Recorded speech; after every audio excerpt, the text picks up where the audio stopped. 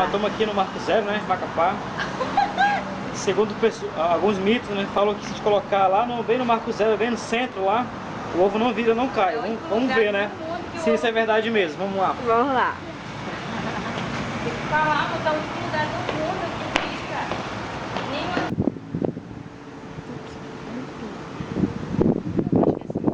Olha, ficou!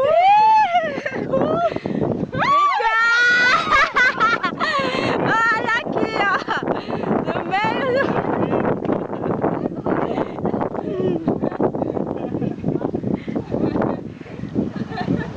Entra no hemisfério norte.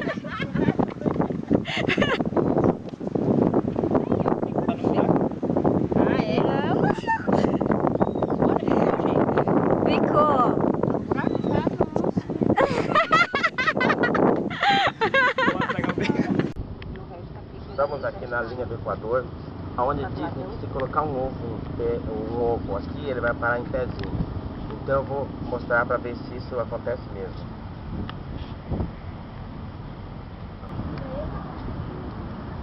Tem que ser bem no meinho aqui, ó. Ver se parou o vento agora, ele vai ficar em pé. Olha lá, ó. Ficou em pé. E eu sou o professor João Mendes e coloquei o ovo aqui na linha do Equador, ele está em pé. Tá bom, tá bom.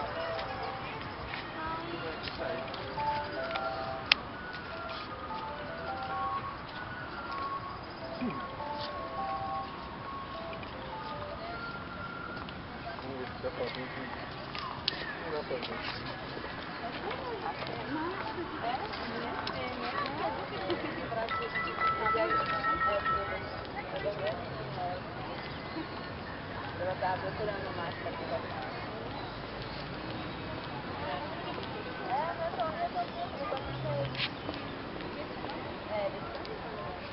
Acho que ela terminou. Qual é o nome dele? Olá, gente! Estamos aqui em Macapá e vamos mostrar para vocês, eu e o Vitor, o efeito de Coriolis. Esse efeito determina qual o sentido que a água gira em um hemisfério. E como nós aqui estamos acima da linha do Equador, ou seja, no hemisfério norte, nós vamos mostrar que a água aqui gira no sentido anti-horário. Vamos lá. Nós vamos encher essa pia.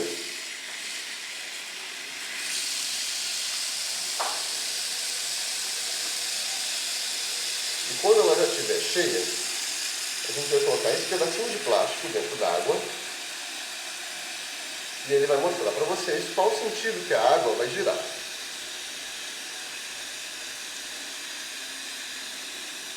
Pronto, pode tirar a mão. Vamos lá. Bom, como vocês podem ver, ele começa a tomar um giro e ele está girando no sentido anti-horário. Isso prova que a força existe e que aqui no hemisfério norte ela gira para um lado anti-horário. Se vocês fizerem essa mesma experiência nos Estados Unidos, na Europa, no Canadá, vai girar para o mesmo sentido. Agora, se fizerem em Brasília, no Rio de Janeiro, em São Paulo, ou seja, na África do Sul, abaixo da linha do Equador, ela vai girar no sentido horário. É isso, até a próxima! tchau! From John O'Groats to the equator. And this is our mate Jogo here, who's going to show us the demonstration about the water going down the plug hole. Okay, take it away, Jogo. This is the northern hemisphere. We're 20 paces up from the equator. 20 meters north of equator. If I put my indicator, as it take motion, it goes clockwise. Yeah, it goes clockwise direction. Exactly. Yeah. Northern hemisphere. Yeah, the northern hemisphere. Now, we go to the southern hemisphere. We go to the southern hemisphere. So we like to do things quickly. So now we're on the southern hemisphere, 20 meters on the other side of the equator, and technically it should go the other way around. Yeah. Can't remember being in the northern hemisphere like it was yesterday. Yeah, let it drain exactly do the force of gravity. Yeah. If you put the indicator, you see now anti-clockwise. Anti-clockwise. To state you are standing at the southern hemisphere. Totally, clearly anti-clockwise. Now what happens in the middle? The lesser the rotation. I mean, we all know that this works, but it's amazing to see it in the flesh, isn't it? Yeah, exactly now we are starting 0 degrees. Where is lesser rotation. Okay. Yeah. So this shouldn't rotate. Yeah, it should rotate. Give it a minute. You see, exactly at the equator line. Yeah, as it draws, it make no rotation. Equal forces pulling each other. Equal forces like magnets. That's amazing. Well done, Ewan. Hey, hang on. All right. How is it in the southern hemisphere? Well, it's kind of similar to this to the Tell you northern. what, it's great in the northern hemisphere today, but I fancy a bit of a change. Oh, okay. Vamos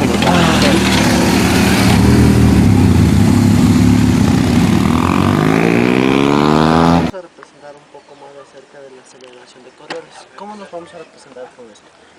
Esto por ser una demostración, vamos a observar que las hojas van a caer de forma recta en cuanto a lo que tiene que ver con la línea equinoccial. 1, 2,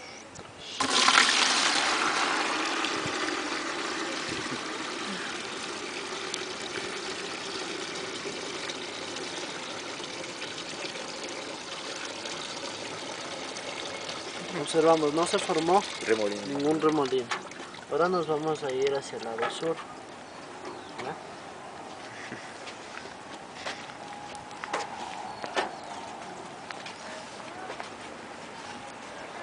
Impressionante.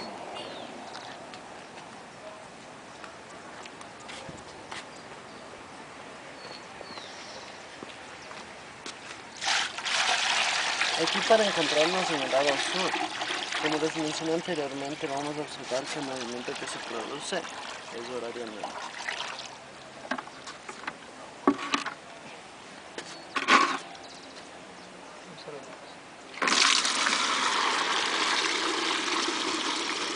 Observamos cómo se va formando. Fue horariamente, en sentido de un reloj. Eso representa el movimiento que tienen los países al lado sur y los fenómenos que se provocan en ese lado. ¿De qué forma son? Ahora nos vamos a hacer la nota.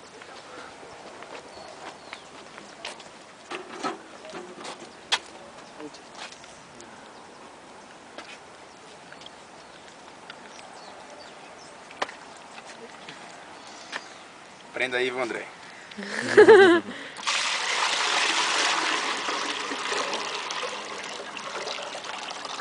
Vamos a ver qué movimiento se provoca aquí.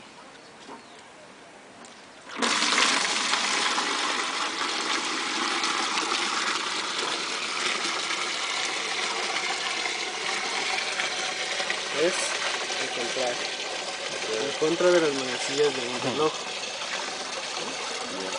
Eso va a representar, gracias a esta demostración, que cada uno de los hemisférios tiene diferente forma de su movimento. Apareceu na internet em diversos sites e blogs a notícia de que é possível colocar um ovo em pé lá no Macapá, capital do Amapá, em cima do Marco Zero, que seria a linha imaginária do Equador. Segundo alguns moradores locais, só é possível colocar um ovo em pé lá em cima da linha imaginária do Equador devido à força de Coriolis.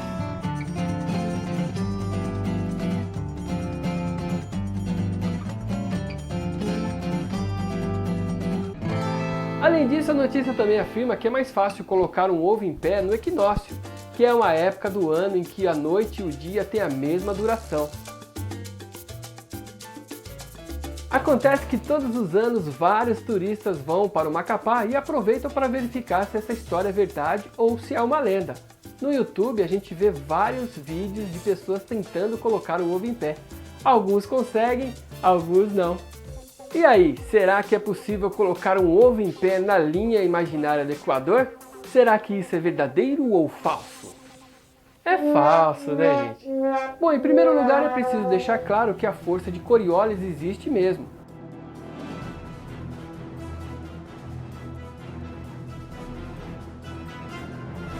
O fato da água rodar para um lado na privada aqui no hemisfério sul ou para o outro lado não tem nada a ver com a força de Coriolis. Isso depende de cada projeto de cada privada que manda o jato de água para um determinado lado. E além disso, a outra dúvida que fica é a seguinte: qual seria a largura da linha imaginária do Equador? 1 metro? 10 centímetros? 1 quilômetro? Também a gente não sabe exatamente onde fica a linha imaginária do Equador. Como é uma linha imaginária, é difícil saber, né? Você pode até tentar usar um aparelho de GPS para tentar encontrar a linha imaginária do Equador. Mas os aparelhos atuais têm uma margem de erro de 1 metro. Bom, se essa história de equilibrar ovo lá na linha do Equador no Macapá é falsa, então como é que a gente vai explicar essas várias fotos de ovos em pé, hein? É muito fácil, você não precisa ir tão longe e nem ser o Cristóvão Colombo para tentar equilibrar um ovo e colocá-lo em pé. Qualquer um, em qualquer lugar pode fazer isso, quer ver? Eu vou tentar fazer aqui agora, ó.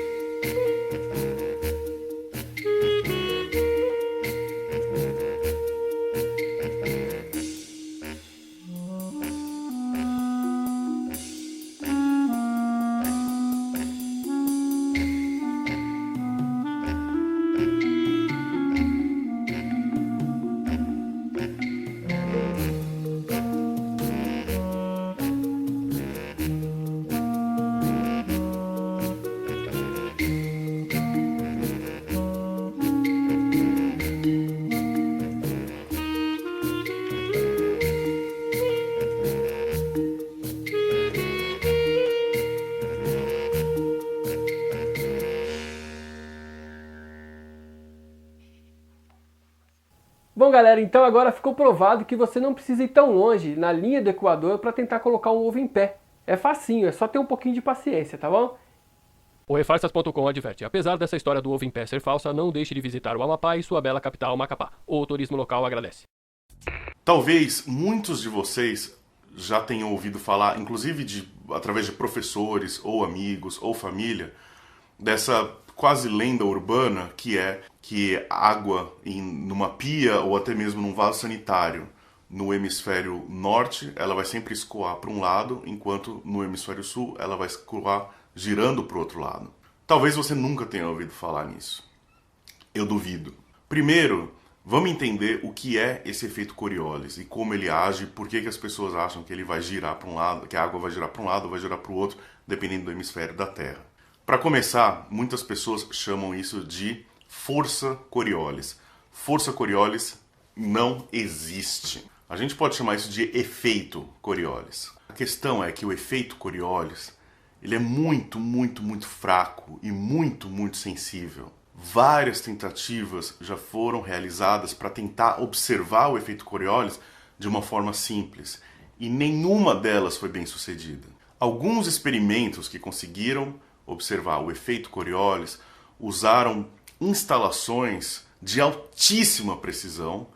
Então são equipamentos como, em vez de uma bacia de água, uma privada, uma banheira, é um cilindro construído, um cilindro perfeito, se é que a gente consegue construir um cilindro perfeito, de pelo menos 1 metro de diâmetro, com 1 metro de altura no mínimo. Já ali a respeito de tanques muito maiores do que esse de água, com um ralo perfeitamente ao centro desse cilindro, onde a tampa é esgotada por baixo, para não ter nenhum acesso por cima, para não perturbar a água.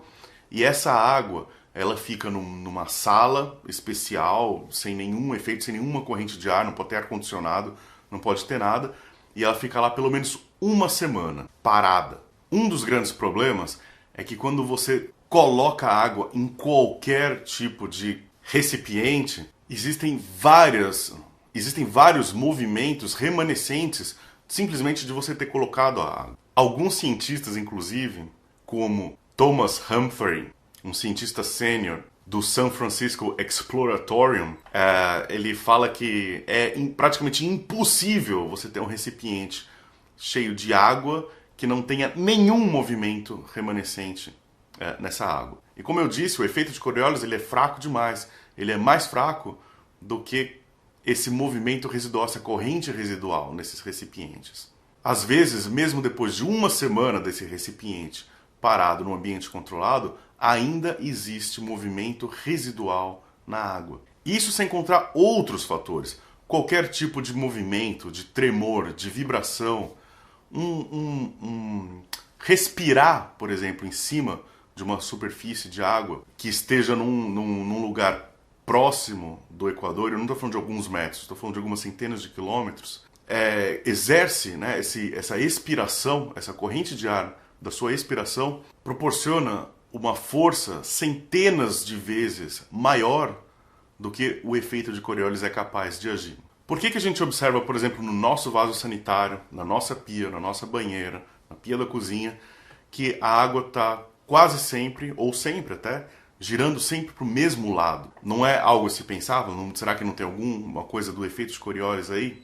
Não, é que as imperfeições desses recipientes conduzem a água a girar sempre do mesmo lado. Inclusive, a própria torneira, torneiras fixas, né, as que não são móveis, elas estão jogando a água sempre no mesmo canto, provocando sempre o mesmo tipo de turbilhão na água.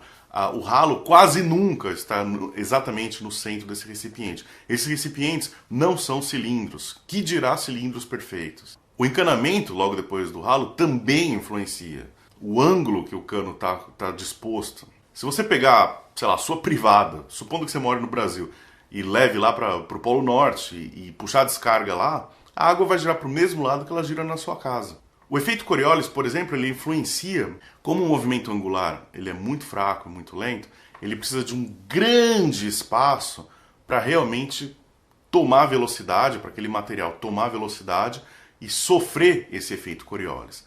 A gente observa o efeito Coriolis, por exemplo, em grandes correntes de ar no nosso planeta, inclusive nas formações de tornados e ciclones, que esses sim, giram para um lado no hemisfério norte e para outro lado no hemisfério sul. Então o efeito Coriolis existe?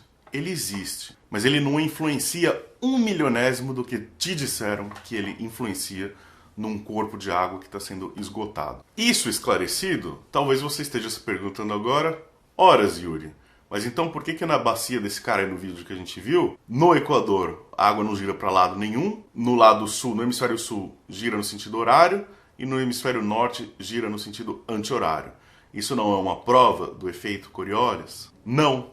Isso é uma prova de que o cara é malandro e muito habilidoso. Vamos dar uma olhada em alguns trechinhos desse vídeo de novo para tentar descobrir o que está acontecendo. Em primeiro lugar, quando ele puxa essa tampa do ralo pela primeira vez, ele está exatamente em cima da linha do Equador. A gente não sabe como essa água foi colocada lá. A gente não sabe como essa bacia é construída, mas a gente vê que realmente não tem movimento.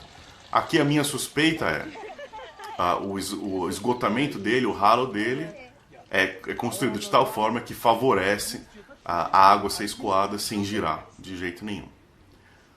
Agora, quando ele leva a bacia dele para o hemisfério sul, dá uma olhada aonde ele joga a água com o balde na bacia.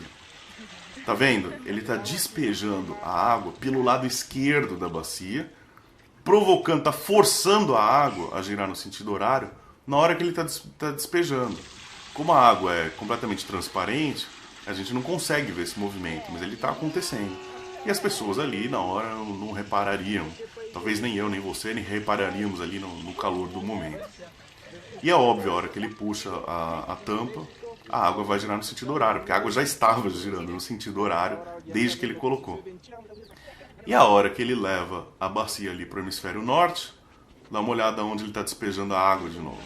Ele está despejando a água agora do lado direito, ele está forçando a água a girar no sentido anti-horário. E de novo, quando ele puxa a tampa, óbvio, a água continua girando no sentido anti-horário. É um truque, prestidigitação. Um grande abraço para vocês, até o próximo vídeo.